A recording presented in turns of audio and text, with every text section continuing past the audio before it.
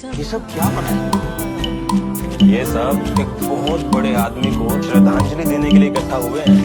Politician था क्या? नहीं नहीं। तो बड़ा क्रिकेटर? तो कोई हीरो वीरो था क्या? देखा जाए तो सही मायने में वो हीरो ही है। क्या ही फर्क पड़ता है? कितना ही बड़ा सेलिब्रिटी हो, मरने के बाद तो उसको ऊपर ही जाना। सेलिब्रिटी नहीं है तो वो एक आम इंसान है, पर आज वो हमेशा के लिए अमर होने जा रहा है। एक आम आदमी के गुजरने पर इतना संभव?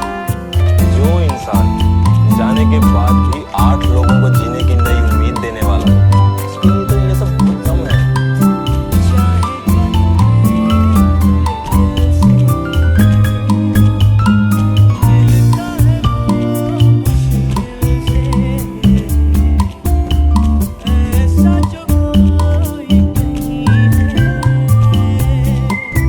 अब इनकी बदौलत कोई और होगा जो सभी रंगों को अपनी आंखों से देखेगा।